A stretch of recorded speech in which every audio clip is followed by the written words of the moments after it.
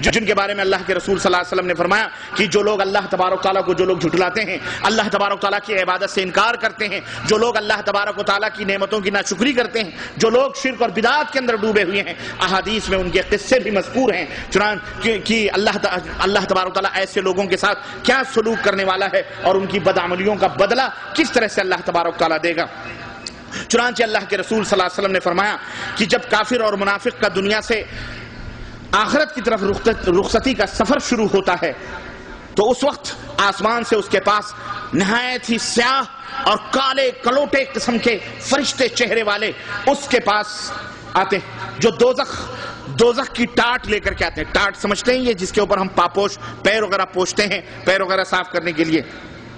یا کمبل، دوسرے زبان میں آپ اس کو کمبل کہہ لیں، بالکل کھردرا اور بدبودار وہ کمبل لے کے آتے ہیں، کمبل کا ٹکڑا لے کر کے آتے ہیں، اور وہ کالے کلوٹے فرشتے بھیانک شکل و صورت میں اس کے روبرو بیٹھ جاتے ہیں اور کہتے ہیں او گندی روح، اے گندی روح، اللہ کے غضب اور ناراضگی کی طرف نکل۔ یہ سن کر اس کی روح کانپ اٹھتی ہے اور جسم کے اندر ادھر ادھر بھاگنے لگتی ہے، چھپنے لگتی ہے۔ ملک الموت اسے زبردستی گھسیٹ لیتے ہیں، جیسے کسی کی کچی کھال، جیسے ہم کسی کی کچی کھال کھینچ لیں، اسی طرح سے ملک الموت اس کو کھینچ لیتے ہیں۔ پھر اس کے ہاتھ سے دوسرے فرشتے اسے اسی وقت لے لیتے ہیں اور اس دوزخی چادر میں، وہ دوزخی کمبل میں اس کو لپیٹ دیتے ہیں، اور اس سے اس قدر بدبو نکلتی ہے، اس قدر بدبو نکلتی ہے کہ اللہ کے نبی فرماتے ہیں کہ تم نے روئے زمین پر ایسی بدبو کبھی نہیں سنی،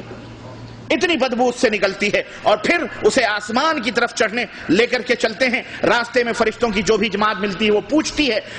تو یہ گندی روح کس منحوس اور کس بدترین بندے کی ہے، تو وہ اس کا وہی برا نام، مبغوض نام بتاتے ہیں جس نام سے وہ دنیا کے اندر مشہور تھا۔ اسی طرح وہ آسمان دنیا تک پہنچاتے ہیں اور اس کا دروازہ کھلوانا چاہتے ہیں، لیکن اس کا دروازہ فرشتے نہیں کھولتے ہیں، کھولا نہیں جاتا۔ اس کے بعد اللہ کے رسول صلی اللہ علیہ وسلم نے یہ آیت کریمہ تلاوت فرمائی کہ لا تفتح لهم ابواب السماء ولا يدخلون الجنہ حتى يلج الجمل في سم الخیاط، کہ ان کے لیے آسمان کے دروازے نہ کھولے جائیں گے اور وہ لوگ کبھی جنت میں نہ جائیں گے جب تک اونٹ سوئی کے ناکے کے اندر سے نہ چلا جائے۔ اور دوسری جگہ ارشاد باری تعالیٰ ہے ومن يشرك بالله فكأنما خر من السماء فتخطفه الطير او تهوي به الريح من مكان فی مکان صحیق۔ سنو، اللہ کے ساتھ شریک کرنے والا، شرک کرنے والا گویا آسمان سے گر پڑا ہے، اب یا تو اسے پرندے اچک لے جائیں گے یا ہوا کسی دور دراز جگہ پھینک دے گی۔ یہ ہے برے لوگوں کا انجام، یہ ہے گندے اور فسق و فجور اور بے حیائی اور کافر اور نفاق اور منافقت کرنے والوں کا انجام، کہ جو اس دنیا کے اندر ایسے رہتے تھے وہ کتنے بد نصیب ہیں جن کے لیے آسمان کے دروازے نہ کھولے جائیں، کتنے بد نصیب ہیں جو جہنم کے دروازے جن کے لیے کھولے جائیں اور وہ جہنم کے اندر چلے جائیں۔ اللہ تبارک تعالیٰ ایسے لوگوں سے ہمیں محفوظ رکھے، اور اللہ تعالیٰ ہماری روح صدیقین اور صالحین کے ساتھ رکھے، اور اللہ ہمیں نیکوکار لوگوں میں سے اٹھائے۔ اللہ تبارک تعالیٰ ارشاد فرماتا ہے، اللہ رب العزت ارشاد فرمایا کہ وَلَوْ تَرَى إِذِ الظَّالِمُونَ فِي غَمَرَاتِ الْمَوْتِ وَالْمَلَائِكَةُ بَاسِطُو أَيْدِيهِمْ أَخْرِجُوا أَنفُسَكُمْ الْيَوْمَ تُجْزَوْنَ عَذَابَ الْهُونِ اليوم تجزون عذاب الهون بما كنتم تقولون على الله غير الحق وكنتم عن آياته تستكبرون۔ اللہ تبارک تعالیٰ نے اس منظر کو کھینچا ہے، موت کی اس گھڑی کو، اور اپنے نبی کو فرمایا کہ اے میرے نبی، اگر آپ اس وقت کو دیکھیں جب یہ ظالم لوگ موت کی سختیوں میں ہوں گے، جب موت کا فرشتہ ظالموں کے پاس آئے گا اور اس وقت وہ سختیوں میں ہوں گے، اگر آپ اس وقت کو دیکھتے تو ان کی کیفیت کیا ہے؟ اور فرشتے اپنے دونوں ہاتھوں کو بڑھا رہے ہوں گے ان کی طرف اور کہہ رہے ہوں گے ہاں اپنی جانیں نکالو، اخرجوا انفسکم، لاؤ اپنی جانیں، لاؤ اپنی جانیں۔ آج تم کو ذلت کی سزا دی جائے گی۔ کیوں؟ اس سبب سے کہ تم اللہ تعالیٰ کی آیتوں سے تکبر کیا کرتے تھے، اللہ کی باتیں تمہیں بتائی جاتی تھی، دین اسلام کی باتیں تمہیں بتائی جاتی تھی، لیکن دین اسلام سے تم تکبر کرتے تھے، اس کو نہیں مانتے تھے، اللہ رسول کی باتوں سے منہ موڑ کر کے چلے جاتے تھے۔ میرے عزیزو، بہت بڑی بات ہے، اس میں ذرا غور کرو، سوچو مسلمانوں، یہ ہمارے لیے بھی ہے اور غیر مسلموں کے لیے بھی ہیں، جو یہودی ہیں، نصرانی ہیں، غیر قومیں، جو اللہ رب العزت کی آیتوں کو سنتے ہیں، اللہ کی باتوں کو سن کر اس کے باوجود بھی ایمان نہیں لاتے، ان کے لیے بھی یہ عبرتیں ہیں قرآن کریم کے اندر کہ جب موت کی گھڑی آئے گی اور آتی ہوگی، ہمیں کیا معلوم، بڑے بڑے لوگ، بڑے بڑے دہریے، بڑے بڑے یہودی، بڑے بڑے نصرانی، بڑے بڑے مشرک، بڑے بڑے منافق اس دنیا سے گئے، لیکن ہمیں پلٹ کر کے وہ بتاتے تو نہیں کہ ہمارے ساتھ کیا حال ہوا، لیکن ہمارا رب ہمیں بتلا رہا، تمہارا رب ہمیں بتلا رہا ہے کہ ان کے ساتھ کیا کیا حالات ہوئے ہوں گے، ان کے ساتھ کیا کیا حالات ہوتے ہیں۔ ظاہر ہے یہ بڑے بڑے لوگ مرتے ہوں گے جو دنیا کے اندر فتن و فساد پھیلا رہے ہیں، جو دنیا کے اندر دہشت گردی کر رہے ہیں، جو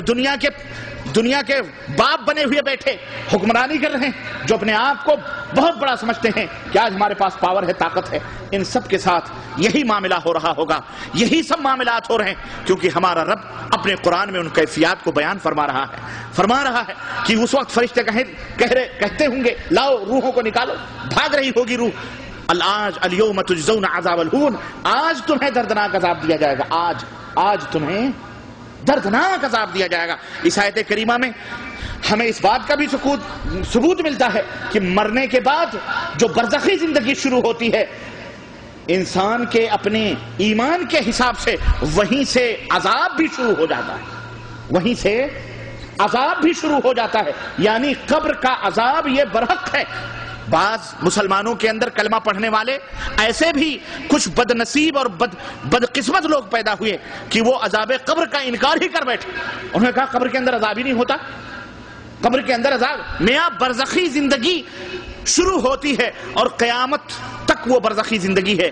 اس درمیان اللہ کا عذاب ہوتا ہے۔ الیوم تجزون، فرشتے کہتے ہیں آج تمہیں ذلت اور رسوا کن عذاب سے دوچار ہونا پڑے گا، یعنی اسی دن سے آج سے تمہیں عذاب شروع ہو جائیں گے۔ تو اس سے یہ ثبوت ملتا ہے کہ یہ سب کے ساتھ ہوگا، جو لوگ کفر کے اوپر، نفاق کے اوپر اور برائیوں کے اوپر مرتے ہیں ان کے ساتھ یہ تمام سب چیزیں ہوں گی، اور کیونکہ وہ اللہ کی آیتوں سے تکبر کرتے تھے، اللہ کی آیتوں سے تکبر کا کیا مطلب ہے؟ تکبر کرتے تھے، ہاں وہی جو میں نے بتلایا ہے، کیا نہیں مانتے تھے اللہ کی آیتوں کو، گھمنڈ کرتے، تکبر کرتے تھے، منہ پھیر کر کے چلے جاتے تھے۔ حق ہے نہ ماننا یہ بھی تکبر ہے، حق بات کو سن کر حق کو نہ ماننا یہ بھی تکبر ہے۔ اور اس کے بعد اللہ تعالیٰ نے فرمایا وَلَقَدْ جِئْتُمُونَ فُرَادَىٰ كَمَا خَلَقْنَاكُمْ أَوَّلَ مَرَّةٍ وَتَرَكْتُم مَّا خَوَّلْنَاكُمْ وَرَاءَ ظُهُورِكُمْ وَمَا نَرَىٰ مَعَكُمْ شُفَعَاءَكُمْ الَّذِينَ زَعَمْتُمْ أَنَّهُمْ فِيكُمْ شُرَكَاؤُكُمْ لَقَدْ تَقَطَّعَ بَيْنَكُمْ وَضَلَّ عَنكُمْ مَا كُنتُمْ تَزْعُمُونَ۔ اللہ اکبر۔ اسی سورہ کے اندر سورہ انعام آیت نمبر 94 اور سورہ انعام آیت نمبر 95 کہ اللہ تعالیٰ نے فرمایا کہ جب فرشتے اس کی روح نکال لیں گے اور کہیں گے کہ آج تمہیں دردناک عذاب دیا جائے گا، ذلت رسوا کن عذاب دیا جائے گا، تو اللہ وہاں فرماتا اور اس کا دروازہ جب وہ جائے، اللہ وہ منظر بتلا رہا ہے جب ہمارے پاس آؤ گے تو ہم کیا کہیں گے؟ اللہ فرمائے گا وَلَقَدْ جِئْتُمُونَ فُرَادَىٰ كَمَا خَلَقْنَاكُمْ أَوَّلَ مَرَّةٍ، جیسے ہم نے تمہیں پہلے اکیلے پیدا کیا تھا، اکیلے چلے آ رہے ہو، اکیلے چلے آ رہے ہو ہمارے پاس۔